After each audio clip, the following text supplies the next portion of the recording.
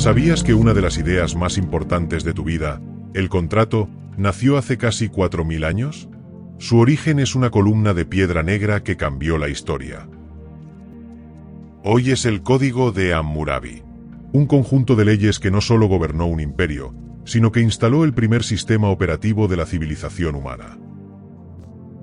Al firmar un contrato de alquiler o aceptar términos y condiciones online, ejecutas un eco directo de este antiguo código babilónico, un pacto entre individuos. Es la idea de que la palabra escrita, respaldada por una autoridad, genera orden y confianza. Un concepto que damos por sentado, pero que tuvo que ser inventado. Lo increíble es que este sistema no nació en una era de paz, sino en un mundo de caos, donde la venganza era la única ley y la supervivencia una lucha diaria. Viajemos a Mesopotamia, alrededor del año 1792 antes de la Era Común. Una tierra fértil pero políticamente fragmentada, llena de ciudades-estado en guerra. Imagina un mundo sin policía, sin jueces y sin leyes escritas. Si alguien te robaba o hería, tu única opción era tomar la justicia por tu propia mano, sin límites. Esta era la realidad cotidiana. Un ciclo interminable de represalias y vendettas familiares que podían destruir comunidades enteras por una sola ofensa inicial. En este escenario violento emerge un rey ambicioso en la pequeña ciudad de Babilonia, Hammurabi. Su visión iba más allá de la conquista militar. Quería orden. Hammurabi entendió que un imperio no se mantiene solo con ejércitos. Necesitaba un pegamento social, un conjunto de reglas claras que todos debían seguir. Durante décadas, mientras expandía su territorio, fue recopilando y refinando las costumbres y sentencias de la región para crear un sistema legal unificado. Su obra maestra fue grabada en una estela de diorita, una roca negra y dura, casi indestructible. Un símbolo de la permanencia y la fuerza de su nueva ley. Esta estela, de más de 2 metros de altura, no se ocultó en un palacio. Fue colocada en una plaza pública, para que todos pudieran verla y conocer sus derechos. En la cima de la estela, una imagen poderosa, Hammurabi de pie, recibiendo las leyes de Chamas, el dios del sol y la justicia. Un claro mensaje de origen divino. Esto no era una simple sugerencia del rey, sino un mandato de los dioses. Desobedecer la ley no era solo un crimen, sino también un acto de sacrilegio. Pero, ¿qué decían exactamente estas 282 leyes? ¿Eran justas para todos, por igual? La respuesta revela tanto la genialidad como la brutalidad de este primer pacto. La genialidad del código radicaba en su organización. No era una lista caótica, sino un sistema estructurado que cubría casi todos los aspectos de la vida babilónica. Desde disputas de propiedad y contratos comerciales hasta derecho familiar, como el matrimonio, el divorcio y la herencia. Era un manual para vivir en sociedad. Babilonia era un hervidero de actividad. Comerciantes viajaban por los ríos Tigris y Eufrates, los agricultores regaban sus campos y los artesanos creaban bienes. El código trajo predictibilidad a este bullicio. Un comerciante podía estar seguro de que su contrato sería respetado, incluso a cientos de kilómetros de distancia. Introdujo principios revolucionarios. Por ejemplo, la necesidad de presentar pruebas en un juicio. La acusación por sí sola ya no era suficiente para condenar. También establecía la responsabilidad del Estado. Si un ladrón no era capturado, la ciudad debía compensar a la víctima. La seguridad se convirtió en un deber público. Hammurabi, el rey, se posicionó como el pastor de su pueblo. Su rol no era solo conquistar, sino asegurar el bienestar y la prosperidad de sus súbditos. El preámbulo del código lo deja claro. Su propósito es causar que la justicia prevalezca en la tierra, para destruir al malvado y al perverso, para que el fuerte no oprima al débil. Este es uno de los primeros registros de un gobernante que declara que su poder debe usarse para proteger a los vulnerables. Una idea radical para su tiempo. El código también introdujo salarios mínimos para los trabajadores. Un pastor o un artesano tenían una tarifa legalmente establecida por su labor, evitando la explotación. Las leyes se escribían en acadio, usando la escritura cuneiforme. Se hacían copias en tablillas de arcilla que se distribuían por todo el vasto imperio babilónico. Gracias a esto, la ley ya no era un secreto en manos de sacerdotes o nobles. Cualquier persona que supiera leer, o que pudiera pagar a un escriba, podía conocerla. Esta estandarización legal fue el motor que impulsó la economía babilónica. Fomentó el comercio a gran escala y proyectos de infraestructura complejos. Los contratos de préstamo, los acuerdos de tierras y las sociedades comerciales se hicieron más seguros, sentando las bases de una economía sorprendentemente sofisticada. Sin embargo, bajo esta superficie de orden y progreso se escondía el aspecto más famoso y controvertido del código, un principio de justicia tan simple como implacable. La ley del talión. La idea de que el castigo debía corresponder directamente al crimen. El famoso ojo por ojo, diente por diente. ¿Pero qué significaba realmente? Contrario a la creencia popular, el ojo por ojo no era una invitación a la violencia, sino un intento de limitarla.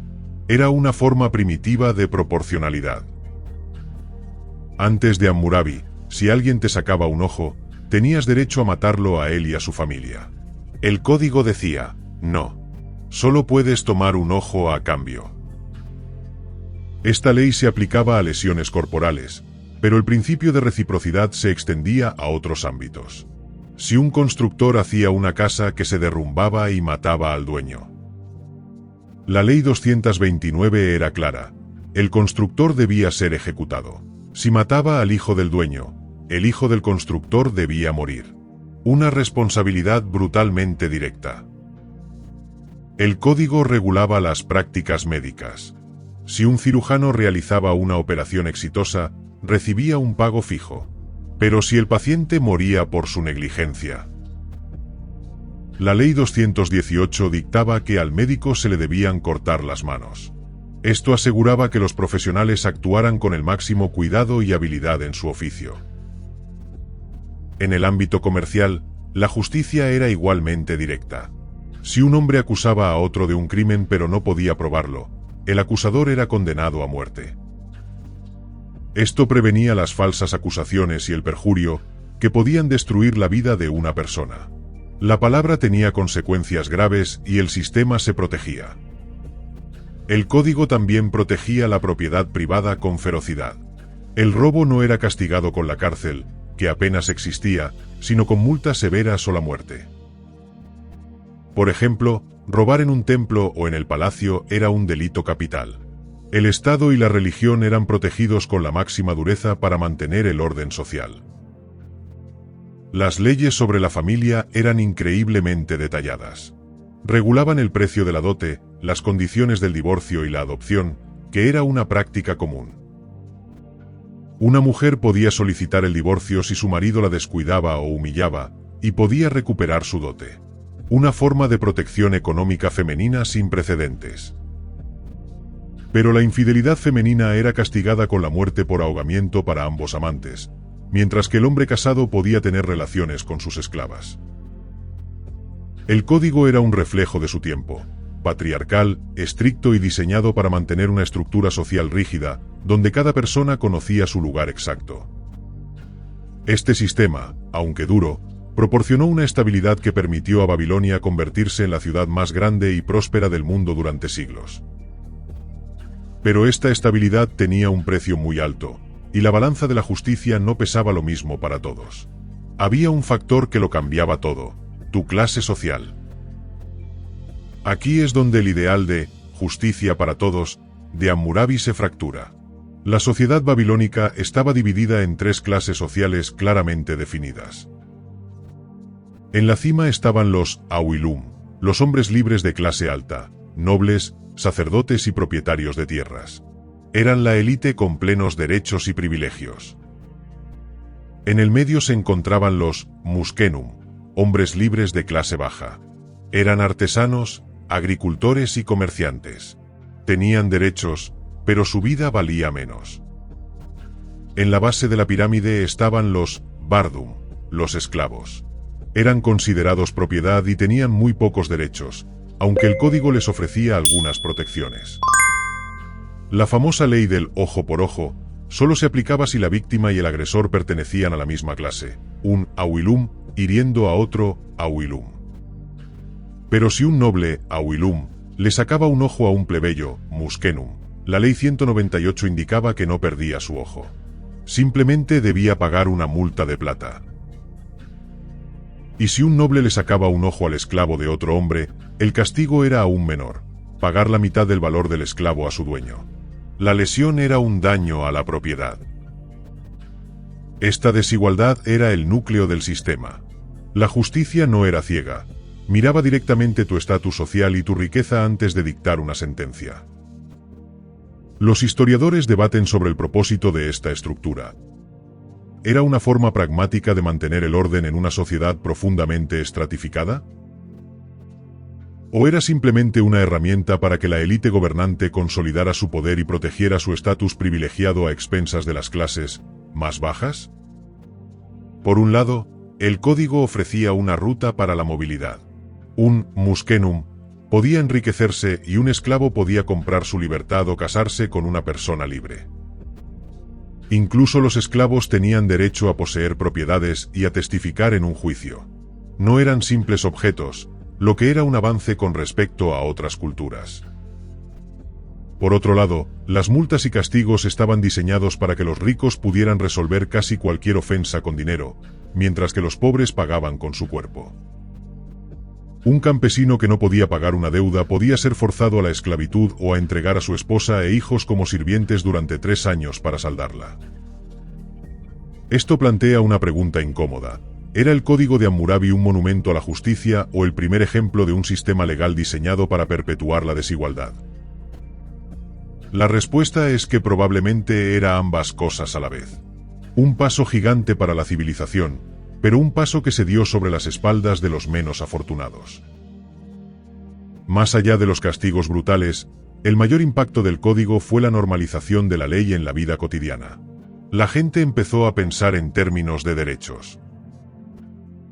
Un agricultor podía demandar a su vecino si éste inundaba su campo por negligencia al no mantener sus canales de riego. El código especificaba la compensación exacta. Esto redujo los conflictos directos y fomentó una cultura de responsabilidad cívica. El bienestar de la comunidad dependía de que todos cumplieran con sus deberes. El código tuvo un profundo impacto en la economía. Al estandarizar los contratos y proteger la propiedad, se creó un ambiente de confianza para el comercio a larga distancia. Un mercader de Babilonia podía enviar mercancías a la lejana ciudad de Mari, sabiendo que el contrato sería reconocido y que la ley de Hammurabi lo protegería. Se regularon los préstamos y se fijó una tasa de interés máxima, 20% para plata, 33% para grano, para evitar la usura, protegiendo a los deudores de la explotación. Las mujeres en Babilonia gozaban de más derechos que en muchas civilizaciones posteriores, incluida la Grecia clásica. Podían poseer propiedades y dirigir negocios. Si una mujer era dueña de una taberna, el código la protegía. La ley 109 castigaba a los clientes que conspiraran en su local, manteniendo el orden en su negocio. La adopción era un proceso legalmente regulado. Si un artesano adoptaba un hijo y le enseñaba su oficio, el hijo no podía ser reclamado por sus padres biológicos. Esto garantizaba la transmisión de habilidades y oficios de una generación a otra, fortaleciendo la base económica y artesanal de la sociedad babilónica. El legado del código se extendió por todo el cercano Oriente. Civilizaciones posteriores, como los hititas y los asirios, basaron sus propios sistemas legales en él. Incluso se argumenta que algunos de los principios de la ley mosaica, como la ley del talión, fueron influenciados por las tradiciones legales mesopotámicas como esta. La idea de una ley divina, escrita e inmutable, que gobierna tanto al rey como al campesino, se convirtió en una piedra angular de las civilizaciones occidentales. Aunque el imperio de Hammurabi eventualmente cayó, su código sobrevivió. Fue copiado por escribas durante más de 1000 años, estudiado como un modelo de justicia. La estela original fue robada como botín de guerra por los elamitas y llevada a Susa, donde fue descubierta por arqueólogos franceses en 1901, casi intacta. Hoy se exhibe en el Museo del Louvre en París, donde millones de personas la ven cada año. Un testamento de piedra al primer gran intento de legislar la humanidad. ¿Te parece que un código de hace 3800 años es irrelevante? Piensa de nuevo. El ADN de Hammurabi está incrustado en los fundamentos de nuestro sistema legal moderno. La presunción de inocencia, aunque no explícita, está implícita. La Ley 2 decía que si un hombre acusaba a otro, pero no podía probarlo, el acusador moría. Esto establece un principio fundamental: la carga de la prueba recae en el acusador. Un pilar de la justicia occidental que protege a los inocentes de falsas denuncias. Cada vez que un juez pide ver las pruebas o escuchar a los testigos antes de dictar una sentencia, está siguiendo un procedimiento que Hammurabi ayudó a establecer. Nuestras leyes de responsabilidad profesional son un eco directo del código. Si un ingeniero diseña un puente que se cae, enfrenta consecuencias legales y financieras. Es el mismo principio que se aplicaba al constructor babilónico. La sociedad exige que los expertos sean responsables de la calidad y seguridad de su trabajo.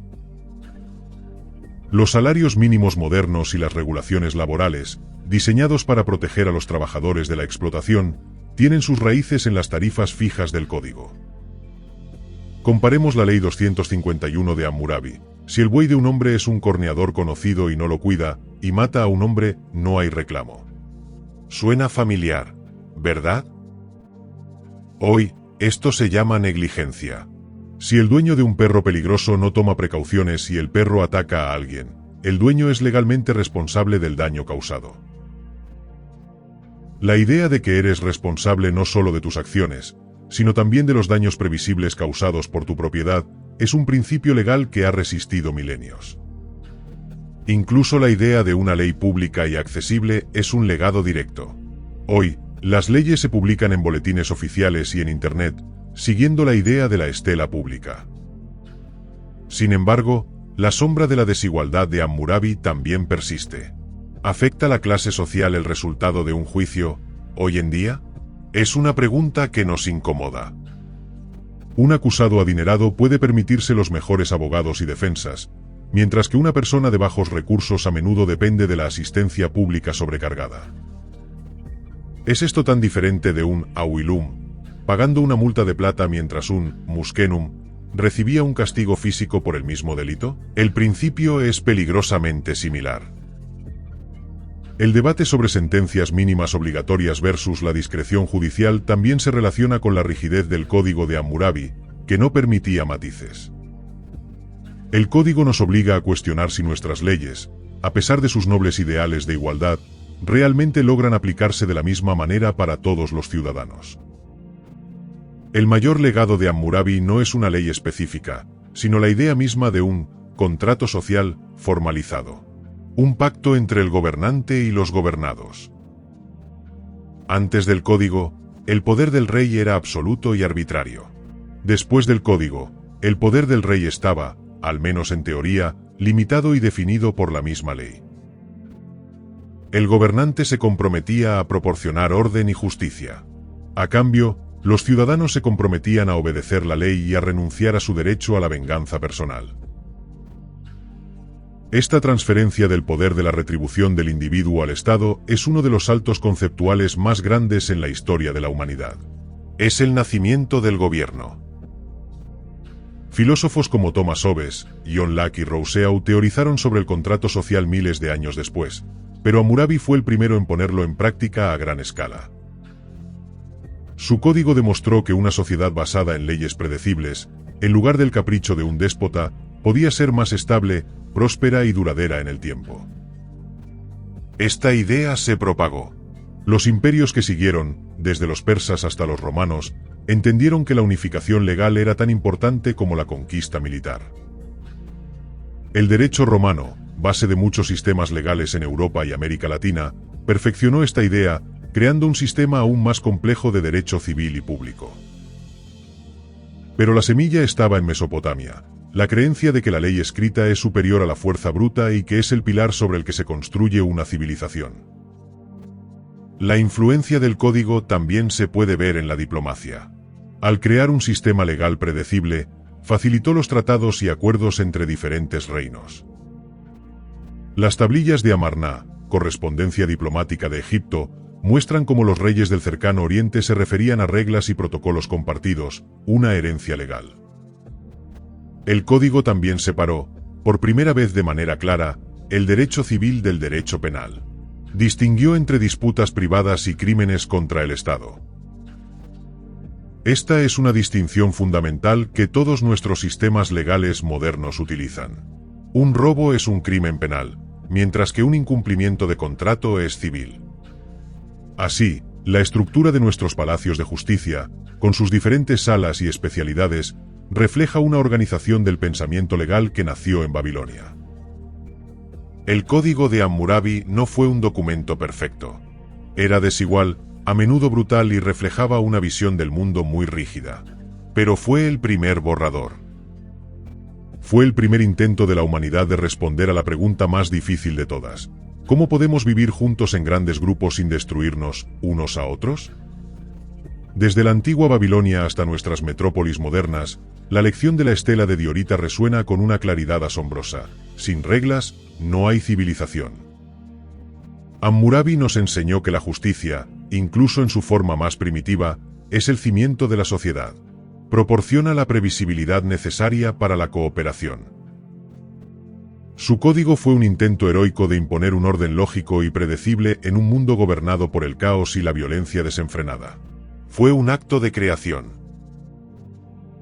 Nos legó la idea de que la ley debe ser pública, escrita y conocida por todos.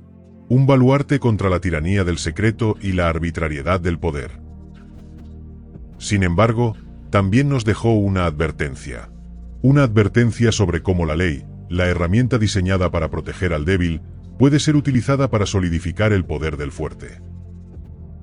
La lucha por la justicia no terminó con Hammurabi, apenas comenzaba. La historia del derecho desde entonces ha sido un largo y lento esfuerzo por borrar esas desigualdades. Por hacer que la balanza de la justicia sea verdaderamente ciega y no distinga entre un Awilum, un Muskenum o un Bardum, sino que solo vea a un ciudadano. Cada vez que luchamos por la igualdad ante la ley, por la reforma judicial o por los derechos civiles, continuamos el trabajo que comenzó a los pies de esa estela negra.